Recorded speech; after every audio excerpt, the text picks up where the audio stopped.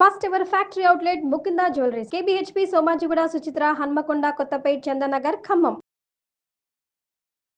నమస్తే రమగారు. నమస్తే జయ. రమగారు, మనకి దీపావళి తర్వాత కార్తీక మాసం మొదలు. కార్తీక మాసం అంతా కూడా విశేషంగా పూజలు చేసుకుంటూ ఉంటాం. ఈ మాసం యొక్క విశిష్టత. ఏటా ఏటా వచ్చే కార్తీక మాసం, ఏటా ఏటా వచ్చే వినాయక చవితి చేసాం, పెద్దల రోజులు చూసాం, అమ్మవారిని 10 దినాలు సేవించాం, దీపావళి పండగ అవగొట్టాం. ఇక ఈ నెల రోజుల పర్వదినాలు పరమేశ్వరుడికి అంకితం చేస్తూ కార్తీక దామోదరుణ్ణి తలుచుకుంటూ కుదిరినంత దానము, స్నానము, దానము, ఉపవాసము, పురాణ శ్రవణము, దీపారాధన, ఇవి విశేషమైనవి. స్నానం, దానం, దీపం, దానం, ఉపవాసం, ఇవి ముఖ్యం. పురాణ శ్రవణం అవకాశం హాయి ఇప్పుడు సులువుగా ఉంది, ఇదివరకటి అంత కష్టం కాదు. అవునండి, అది అన్నిటికంటే సులువు పురాణ శ్రవణమే. అది బాగా కుదురుతుంది. ఏదైనా చెయ్యొచ్చు, అన్నీ చెయ్యొచ్చు, అన్ని రోజులు చేయొచ్చు.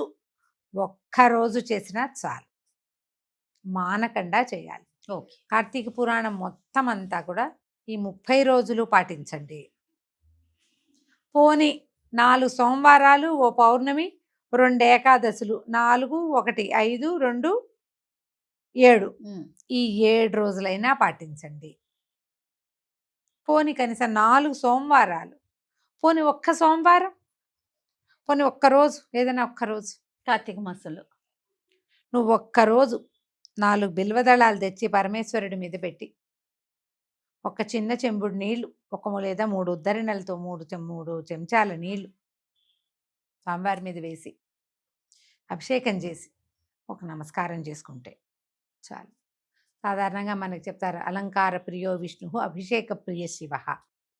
విష్ణువుకి ఎంత అలంకారం చేసినా చేయించుకుంటాడు. నువ్వు ఇంకా పువ్వులు పెట్టు, ఇంకా అలంకరించు, ఇంకా సొమ్ములు పెట్టు, ఇంకా పట్టుపట్టలు కట్టు, ఎన్ని కట్టినా ఆయన ఇంకా చేయించుకుంటాడు. ఆయనకు అది ఇష్టం. పరమేశ్వరుడికి అభిషేకం చాలు. అభిషేక ప్రియుడు. ఈ అభిషేకంలో నువ్వు పంచామృతాలు చేస్తావా, కొబ్బరి నీళ్ళు చేస్తావా, ఫలరసాలు, ఎన్నో రకాల ఫలరసాలు చేస్తావా, ఏమీ లేదు. ఒట్టి నీళ్లు, గంగోదకం తెస్తే మరీ సంతోషం. లేదు, చెంబులో నీళ్లు, మంచినీళ్ళు, శుభ్రమైన జలంతో నమస్కారం చేసుకుని అభిషేకం చేసినా చాలు, సంతోషిస్తాడు. చాలంటే నువ్వు అన్నిటికీ శక్తి కలిగి ఉండి ఈ ఓటే చేస్తావు, చెంబు నీళ్ళు పోసి ఊరుకోవు, చాలే నీకు ఇది అనమని కాదు. నీకు ఏ అవకాశము లేకపోతే ఇంత చిన్న క్రియ అయినా భగవంతుడిని సంతోషపెట్టచ్చు. దాంతో ఏదైనా చేసుకోవచ్చు. ఈ తొలి రోజు నుంచి చివరి రోజు వరకు వాపీకూప తటాకాదుల్లో ద్రవ రూపంలో గంగానది ఉంటుంది. ఓకే. అన్ని భూ సంబంధమైన జలాల్లోనూ, అంటే చెరువులు, దొరువులు, దిగుడు బావులు, మామూలు బావులు, ఈ కింద నుంచి నీరు వచ్చేందుకు ఉన్నాయి కదా మనకి బోర్వెల్స్, వాట్లతో పాటు నదులలో, సెలయేళ్లలో కూడా గంగ ద్రవ రూపంలో ఉంటుంది. ఈ మాసంలో ఏం చెప్తారంటే తైలే లక్ష్మి జలే గంగా అని. తైలంలో ఏమో లక్ష్మీదేవి ఉంటుంది, నీళ్లలో ఏమో గంగా నది ఉంటుంది. లక్ష్మి విష్ణు ప్రీతికి, గంగ శివప్రీతికి. శివప్రీతి కోసం స్నానం. మనం ఇంట్లోనే ఉన్నాం, ఎక్కడికి వెళ్ళలేము. ఇళ్లలో నీళ్లుగా స్నానం చేస్తే కళ్ళుతో స్నానం సమానం అని చెప్తారు. మనకు అవకాశం లేదు, నదులకి చెరువులకి వెళ్ళలేము, అపార్ట్మెంట్లలో ఉన్నాం, 14వ అంతస్తు, ఎక్కడి నుంచి మనకు డైరెక్ట్గా నీరు వచ్చేది లేదు, ఓవర్ హెడ్ ట్యాంకే దిక్కు. అవును. ఆ హరగంగే అని జ్ఞాపకం చేసుకుని గంగని తెల్లవారుజామునే స్నానం చేస్తే ఫలితం లభిస్తుంది. ఇవన్నీ అమెండ్మెంట్లే కానీ నువ్వు ఇలా చేసేయి అని కాదు, చెయ్యొచ్చు. ఇంకా తప్పనప్పుడు, కుదిరినప్పుడు, ఎప్పుడైనా వెళ్ళినప్పుడు, ఏ దారిలో కనపడ్డప్పుడు, ఎక్కడైనా ఒక నదో చెరువో కనపడితే ఒక మునిగితే అందులో మంచిది. అవకాశం లభిస్తే మన కుదిరికని బట్టి అన్ని రోజులు గోదావరికో, కృష్ణకో, కావేరికో, తుంగభద్రకో వెళ్ళి స్నానం చేయగలిగే అదృష్టవంతులు ఉంటే మరి మంచిది. మనకు అది లేదు, ఏదో నుయ్యుంది, పోనీ. ఏ అవకాశం లేతే హరగంగే, గంగే చేమినే చైవ గోదావరి సరస్వతి నర్మదే సింధు కావేరి జలేస్మిన్ సన్నిధిం కురు. ఈ నీళ్లలోనే ఈ అమ్మతల్లుడు, నదీమతల్లుడు అందరూ ఉన్నట్టుగా భావించి హరగంగే అని జ్ఞాపకం చేసుకుని, పరమేశ్వరునికి సంబంధించింది గంగ. నెత్తి మీద నీళ్ళు పోసుకుంటే సరిపోతుంది. అయితే ఏంటంటే ఈ నెల రోజులు స్నానం విశేషం కార్తీకంలో స్నాన విధి చాలా చాలా విశేషమైంది. తెల్లవారుజామున ఇందులో శిరస్నానం ముఖ్యం. ఓకే. శిరస్నానం అంటే మనం ఆ నదుల్లో ఎక్కడైనా మునిగేటప్పుడు శిరస్సు ఆడవాళ్ళకు కూడా ఓకే. ఒక్కసారి వెళ్ళాం మనం నదికి, శిరస్నానం తల ముంచండి ఒక్కసారి చాలు. ఈ పురుషులకి తలస్నానము శిరస్నానము, స్త్రీలకి కంఠస్నానమే చెప్పబడింది. ఆడవాళ్ళు కూడా నెత్తి మీద నీళ్లు పోసుకోవాలని అనుకోవద్దు, నెలంతా కూడాను. పోసుకోక్కర్లేదు. పర్వదినాలలో తలకి పోసుకుంటే సరిపోతుంది. మామూలు రోజుల్లో చిటికెడు పసుపు రాసుకుని స్నానం చేయండి, మంచిది. తెల్లవారుజామునే స్నానం చేయటం, ఇంట్లో శివారాధన శివారాధన మీకు ఏ అలవాటు ఉంటే అది విష్ణువారాధన మీ ఆరాధన చేసుకోవటం, ఇంట్లో దీపారాధన చేసుకోవటం తప్పకుండా. దీపం తర్వాత దేవాలయ దర్శనం చాలా విశేషంగా చెప్తారు కార్తీకంలో. శివకేశవుల్లో ఎవరిని చూసినా మంచిది. విష్ణువాలయానికి కానీ శివాలయానికి కానీ వెళ్ళటం, శివాలయంలో సేవించుకోవటం, ఏదైనా సేవ చేయటం, లేదా ఒక దీపారాధన చేయటం. ఆలయాల్లో దీపారాధనలు చేసుకుంటాం కదా, ప్రదోషంలో సాయంకాలం పూట కనుక విష్ణువాలయంలో కానీ శివాలయంలో కానీ దీపం వెలిగిస్తే అఖండ ఐశ్వర్యం లభిస్తుందని చెప్తారు. ఇవి ముఖ్యం. దీంతో పాటు ఉపవాసాలు. ఈ ఉపవాసం ఎట్లా చేస్తాము? కార్తీక నక్తాలు అనే ఒక విధానం ఉంటుంది. నక్తాలు అంటే ఈ కార్తీక పురాణంలో ఒక 5-6 రకాలు చెప్తారు. పురాణం చెప్పినప్పుడు ఆ వివరం చెప్తా. సాధారణంగా అందరూ చేయగలిగేది ఏంటంటే పగలు ఉపవాసం ఉండి సాయంకాలం భోజనం చేయొచ్చు నెలంతా మీకు శక్తి ఉంటే. పగలేదో అంత పలహారమో 2 పళ్ళు నోట్లో వేసుకుని అవి కూడా స్వామివారికి నివేదించి తీసుకుంటే ఇంకా మంచిది. సాయంత్రం చుక్కలు చూశాక భోజనం చేసేయచ్చు. ఇలా చేయొచ్చు ఒకటి. లేదా కేవలం పర్వదినాల్లో పగలు ఉపవాసము, రాత్రి భోజనం. ఏమున్నాయి పర్వదినాలు? 4 సోమవారాలు, ఒక పౌర్ణమి. ఈ 5 రోజులు పగలు ఉపవాసం, రాత్రి భోజనం. ఏకాదశిలో 2 పూటల మొత్తం రోజంతా ఉపవాసం ఉండి మర్నాడు ద్వాదశి నాడు పారణ చేయాలి, అది విధి. ఇంత మాత్రం ఉపవాసాలు చేయొచ్చు. మీ వీలు ఓపిక, ఎవరు చేయొచ్చు ఎవరు చేయకూడదు. గర్భవతులు కానీ బాలింతలు కానీ అనారోగ్యంతో ఉన్నవాళ్ళు కానీ చిన్నపిల్లలు కానీ వృద్ధులకి కానీ ఉపవాసాలు చెప్పబడలేదు. ఓపిక మంతులు, ఆరోగ్యం సహకరించే వాళ్ళు, మందులు మాకులు వ్యవహారాలు ఏమీ లేని వాళ్ళు ఉపవాస దీక్షలోకి వెళ్ళచ్చు. మిగిలిన వాళ్ళ ఉపవాసం అంతా భగవన్నామ స్మరణే ఉపవాసం. పిల్లలతోటి కూడా ఓం నమ శివాయని పంచాక్షరి మంత్రాన్ని చెప్పిస్తే మంచిది. ఏది కుదిరితే అది చేసుకోండి. అయితే ఇప్పుడు ఇందులో ఈ కార్తీకంలో ప్రత్యేకంగా దీపదానము చాలా ప్రత్యేకమైంది. దీపాన్ని వెలిగించిన దీపాన్ని ఎవరైనా బ్రాహ్మణోత్తముడికి దానం చేయటం, ఇంకా వేరే ఎవరికి కాదు, బ్రాహ్మణుడికి దానం చేయాలి. దానికి ఒక మంత్రం ఉంటుంది.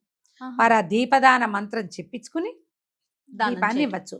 మీరు అది వెండి దీపాన్ని ఇవ్వచ్చు, మట్టి ప్రమిదని ఇవ్వచ్చు, ఇత్తడి రాగి ఏదైనా లోహంతో చేసినవి ఇవ్వచ్చు. లేదా ఒట్టిగా పిండి దీపారాధన చేస్తామా బియ్య పిండితోటి, ఆ దీపారాధనని కూడా అమంత్రకంగా దక్షిణ తాంబూలాదులతోటి దానం చేసుకోవచ్చు. దీపదానం చాలా మంచిది. అయితే ఇది చలికాలం కాబట్టి నువ్వుల దానం చేస్తుంటే మంచిది. పాలు, పెరుగు, నెయ్యి ఈ 3 దానాలు చాలా మంచివి. ఇవి ఎవరికైనా ఎవరికైనా. తర్వాత ఏమో ఈ మన వెచ్చని బట్టలు, చలికాలం కాబట్టి దుప్పట్లు, కంబళ్ళు అలాంటివి దానం చేసుకుంటే ఆయుర్వృద్ధి కలుగుతుంది, మంచిది. పిల్లలు ఏవైనా పాత బట్టలు అవి ఇచ్చేస్తారు కదా, ఈ పాత బట్టలు ఇచ్చేటప్పుడు ఒక కొత్తది ఏదైనా కొని ఇవ్వండి. వాటితో పాటు ఒక కొత్తది వస్తువు కనుక కొనేసి ఈ చలికాలం అంతా వాళ్ళ ఒంటి వెచ్చదనం, వాళ్ళు వేసుకున్నవాడు అనుభవించే సౌఖ్యము మీ పుణ్యపు ఖాతాలో పడుతుంది. మనం చూడు చలిగా ఉంది, వెచ్చగా ఏదైనా వేసుకున్నాం అనుకో శరీరానికి ఒక సంతృప్తి కలుగుతుందా, అది మనకి ప్లస్ అనమాట. ఏవైనా మా దారులలో కనపడే వాళ్ళకి కూడా ఇవ్వచ్చు. ఆహార దానం చాలా విశేషం. ఈ పగలు ఉపవాసం ఉంటామా, సాయంకాలం ఎవరైనా ఉపవాసం ఉన్న వాళ్ళని మన ఇంటికి భోజనకు పిలవచ్చు. ఇలా ఏదైనా చేయొచ్చు. కొన్ని పర్వదినాలు ప్రత్యేకంగా మన బలిపాడ్యమి, తర్వాత ఏమో భగినిహస్త భోజనము ఇలాంటివి ఉన్నాయి కదా ప్రత్యేకమైనవి, ఇవి. తర్వాత వనభోజనాలు ఒకటి ప్రత్యేకంగా కార్తీకంలో ఏం చేస్తారు, సాలగ్రామ ఆరాధన విశేషంగా చెప్పబడుతుంది. ఇది మనకి ఎక్కడైతే ఉసిరి చెట్లు ఉన్న తోటల్లో అక్కడికి వెళ్ళి బంధుమిత్రులతో పాటు స్నేహితులతో పాటు వనభోజనాలు చెట్టు కింద ఉసిరి చెట్టు కింద సాలగ్రామ ఆరాధన చేసుకుని ఉమ్, అందరితో కలిసి సామూహికంగా భోజనం చేయటం వల్ల కూడా చాలా అత్యద్భుతమైన ఫలితం లభిస్తుంది. ఏటా చేస్తాం మనం ఇట్లాగే, ఏటా చేస్తాము, ఏటా చెప్పుకుంటాము, మళ్ళీ కొత్తగా చెప్పుకుంటాం. కానీ ఎవరెవరికి ఏ ఏ అవకాశం ఉన్నా ఆయా పర్వదినాలలో ఎంత చేయాలో అంత చేసి, కనీసం చేయగలిగినంతైనా చేసి, ఈ కార్తీక మాసం తాలూకు ప్రత్యేకత వల్ల మనకి లభించేటటువంటి మంచిని ప్రతి వాళ్ళు సంపాదించుకోవాలి. మీరు దీపాలు పెట్టుకోండి, ఇంకోటి చేయండి, ఏదైనా సరే. పౌర్ణమి నాడు 365 వెత్తులు వెలిగిస్తాము. క్షేత్ర దర్శనం చాలా విశేషం. ఉమ్, ఎక్కడైనా నదీ స్నానము, కార్తీక పౌర్ణమికేమో సముద్ర స్నానము చాలా విశేషంగా చెప్తారు. అవును. ఈ నెలలో ఒక సముద్ర స్నానం, ఒక నదీ స్నానం కుదిరితే, అవకాశం ఉంటే కనుక ఇది కూడా చేయొచ్చు. ఎన్ని అయినా చేయొచ్చు జయ. ఉమ్, తర్వాత వీటితో పాటు చాలా ప్రత్యేకమైన విషయం ఇంకొకటి చెప్తా. పురాణ శ్రవణం మొదటి రోజు నుంచి చివరి రోజు దాకా 30 రోజుల పాటు మీరు ప్రతిరోజు పురాణ శ్రవణం చేయాలి, చెయ్యొచ్చు. చేస్తే చాలా మంచిది. మీకు సులువుగా దొరికే అవకాశం ఏంటంటే, సుమన్ టీవీలో మేము ఇప్పటికి 5 సంవత్సరాలుగా ప్రతి సంవత్సరము కార్తీక పురాణం అందిస్తున్నాం. ఈ సంవత్సరం కూడా కొత్తగా మళ్ళీ స్కాంద పురాణ అంతర్గత కార్తీక పురాణం అందిస్తాము. 4 వేళలా అన్ని ఛానల్స్లోనూ కార్తీక పురాణం లభిస్తుంది. అవును. ఎక్కడ అవకాశం ఉంటే అక్కడ. మళ్ళీ వచ్చే ఇవాళదే రేపు మళ్ళీ వినకుండా రేపటిది రేపు, ఎల్లుండి ఏ రోజు ఆ రోజు వినేలాంటి ఏర్పాటు ఉంటుంది.